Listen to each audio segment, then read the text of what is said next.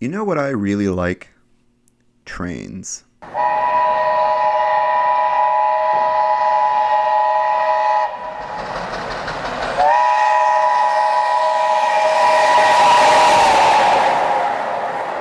Trains are just so f***ing cool, man.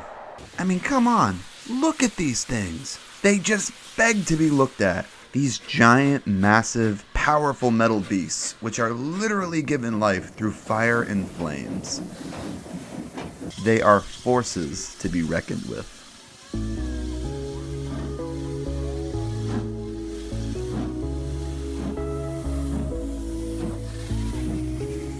So yeah, trains are pretty cool. And you know what else is really cool?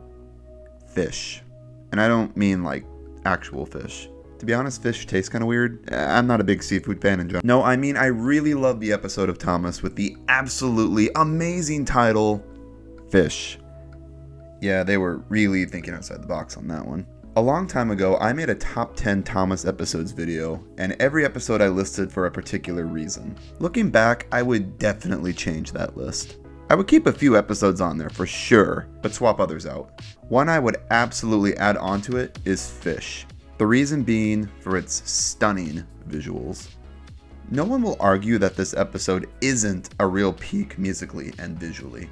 From the nighttime shots of Henry gliding past the lighthouse, to the bird's eye view of the wooded tracks with the mist creeping through the trees and that cozy purple light, these Wonderland visuals do not cease to dazzle. The visuals are also exceptional in this episode for how they portray the trains themselves, and that's what I want to talk about here today. Thomas the Tank Engine is, shocker, about trains. The episodes vary in the types of stories and lessons they tell, but the core concept of every story is that these are trains. Fish glorifies just how awesome and powerful these machines truly are. And I specifically say machines because that's what they are. They may be funny, happy, smiley friend pals, but they're steam locomotives first and foremost. They don't jump off the tracks and fly around and shoot lasers out of their eyes. They're heavy, metal, powerful, fire-powered steam locomotives. And while their smiley goober faces are what the kids relate to, the genius mind of director David Mitton also knew that wasn't the most alluring aspect of these characters.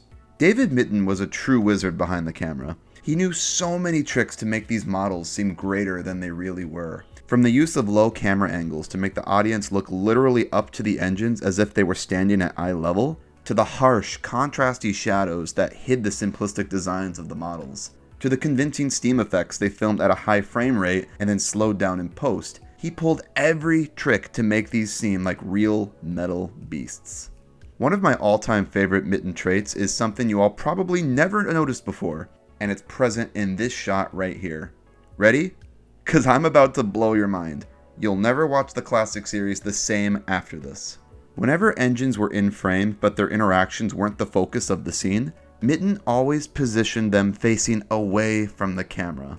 By doing this, he's removing the most relatable human part of the character from view, the face. Without the face present, suddenly these aren't friendly kid show characters, they're trains.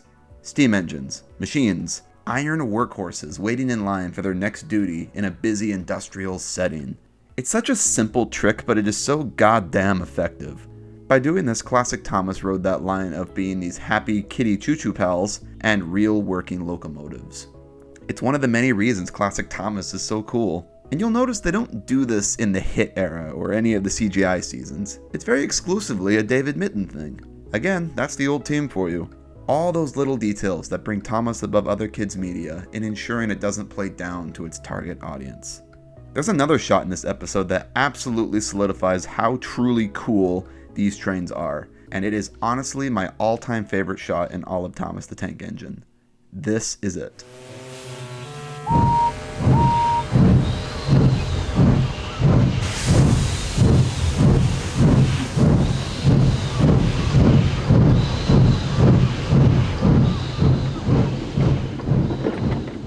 Trains are so f***ing cool. Everything about this shot embodies what I love about Thomas. Where do I begin? First off, the low angle. The camera being placed so low to the ground at what would be human eye level makes Henry look absolutely giant. as that's how he would look like if he was a real train and you were standing next to him.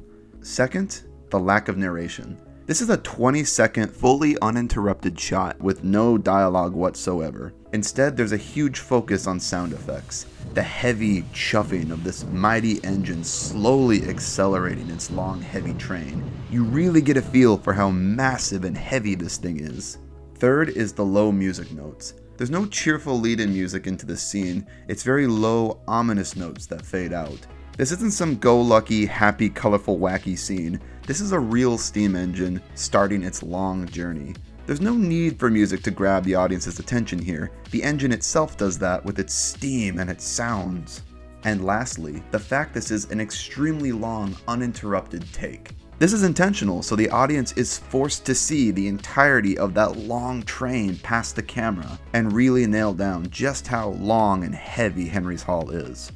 This is my absolute favorite shot in Thomas. Nothing tops it. And I don't mean to keep ragging on modern day Thomas, but we just don't get shots like this in the show nowadays. They're so focused on fast pacing to keep kids' attention to even consider slower, awe-inspired moments like this.